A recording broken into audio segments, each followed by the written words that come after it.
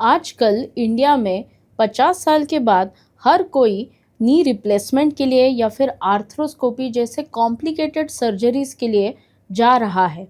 तो अगर आप अर्ली 30s या फिर 40s में हो तो लाइफस्टाइल में ऐसे कुछ बदलाव कर सकते हैं जिससे आपकी ये सर्जरी अवॉइड भी हो सकती है।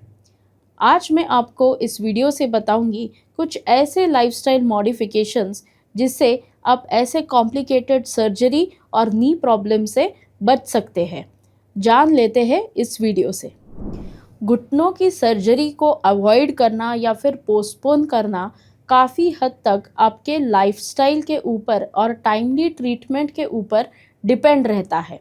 तो अगर आपका दर्द शुरुआती स्टेज में है तो आप कुछ ऐसे लाइफस्टाइल चेंजेस कर सकते हैं जिससे आपकी नी की क्षमता भी बढ़ सकती है, पावर भी बढ़ सकती है और आप सर्जरी से भी बच सकते हो। तो पहला चेंज आप ये कर सकते हो कि आपके वज़न को कंट्रोल करना और कम करना। जिनका वेट बढ़ा हुआ है, जिनको ओबेसिटी का प्रॉब्लम है, उनको नी प्रॉब्लम्स होना काफ़ी कॉमन है। अगर आप देखेंगे तो हमारे शरीर का वज़न हमारे घुटनों पे आ जाता है बाय ग्रेविटी। जब भी हम खड़े हो जाते हैं या फिर बैठते हैं तो हमारे घुटनों के मसल्स काफ़ी टेंस्ड रहते हैं। हमारे टिश्यूज़ का, ऑर्गन्स का, मसल्स का, सभी का वज़न हमारे घुटनों पे आ जाता है। हमारे घुटने के मसल्स तभी रिलैक्स रहते हैं जब हम सोते हैं और वो 7 to 8 आवर्स से ज़्यादा नहीं होता। बाकी सारे घंटे हमारे नी के मसल्स और नी जॉइंट हमेशा काम करते रहते हैं। और जब भी आपका वेट बढ़ा हुआ रहता है तो ये एक्सेस वेट आपके घुटनों पे आ जाएगा और जिसकी वजह से आपके जॉइंट में जो कार्टिलेज प्रेजेंट होता है वो डिटोरिएट होना चालू हो जाएगा और यही शुरुआत होती है आर्थराइटिस की।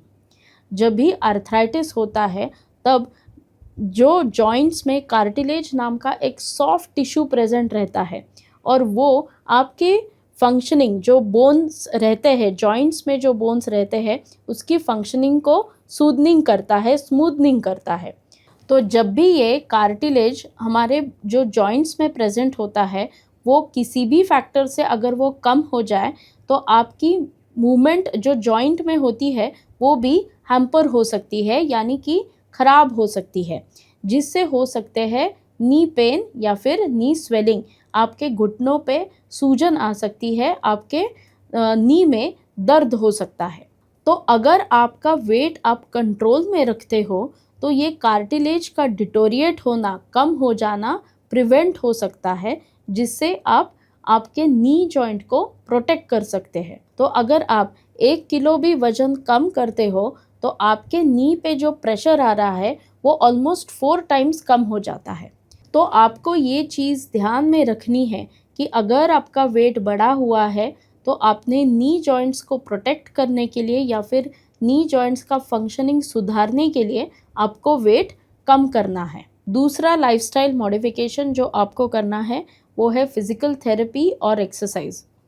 डेली एक्सरसाइज करने से जो हमारे नी जॉइंट के ऊपर क्वाड्रिसेप मसल्स और हैमस्ट्रिंग मसल्स रहते हैं उनको जितना चाहिए उतना ब्लड सप्लाई चला जाता है, जिनकी वजह से उनकी स्ट्रेंथ बढ़ती है।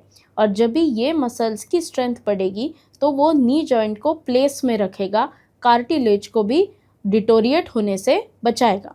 तो आपको लो इम्पैक्ट एक्सरसाइजेस करने हैं जैसे कि वॉकिंग, स्विमिंग, साइकिलिंग, जिससे आपके घुटनों पे ज़्यादा प्रेशर भी नहीं आएगा और आपके मसल्स स्ट्रेंथन भी हो जाएंगे, यानी कि उनको ताकत भी मिलेगी।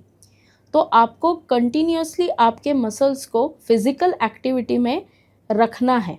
अगर आप चाहे तो फिजियोथेरेपिस्ट एक्सपर्ट्स के साथ, उनकी सलाह के साथ नी स्ट्रेंथनिंग एक्सरसाइज भी कर सकते हो, जिससे आपकी मसल स्ट्रेंथ इंक्रीज हो जाएगी। तीसरा है डाइट और न्यूट्रिशन। इन दोनों चीज़ों का हमारे जॉइंट के साथ बहुत संबंध है। आपकी डाइट क्या है इसके ऊपर भी आपका आर्थराइटिस का होना न होना डिपेंड कर सकता है और आपकी जॉइंट हेल्थ भी उस पर डिपेंड हो सकती है।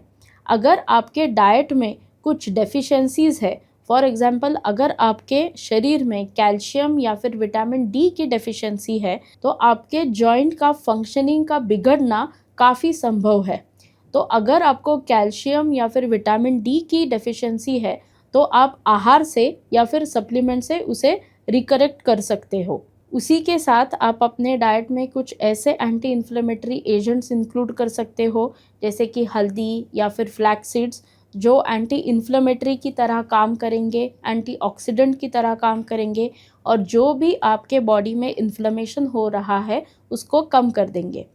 उसी के साथ आपको ड्राई फ्रूट्स का भी इंक्लूजन करना है जैसे कि बादाम हो या फिर वॉलनट हो, उनसे भी अच्छे गुड फैट्स मिल जाते हैं यानी कि ओमेगा 3 फैटी एसिड्स मिलते हैं, जिससे भी आपके घुटनों के ऊपर जो सूजन रहती है या फिर जो दर्द रहता है वो कम हो जाता है। रिसर्च से अभी ये भी पता चला है कि गाय के ब्याने का यानी कि गाय के कोलेस्ट्रम का अगर आप कुछ पदार्थ बनाते हो जैसे कि खरवस, कोलेस्ट्रम में कुछ ऐसे प्रॉपर्टीज़ होते हैं जिससे आपका कार्टिलेज सुधर सकता है, रिपेयर हो सकता है, वहाँ का इन्फ्लेमेशन कम हो सकता है और आपका जॉइंट हेल्थ इम्प्रूव हो सकता है। तो अगर आप आपके डाइट में खरवस या फिर पीयूष जैसे फूड आइटम्स इंक्लूड करते हो तो आपके कार्टिलेज के लिए भी ये बेनिफिशियल है और आपके घुटनों की पावर बढ़ाने के लिए भी ये यूज़फुल है। तो अगर आप ये लाइफस्टाइल मॉडिफिकेशंस को फोकस में रख के कुछ चेंजेस बदलाव करते हो तो आप ज़रूर नी ऑपरेशन से या फिर नी की सर्जरी से आप बच भी सकते हो।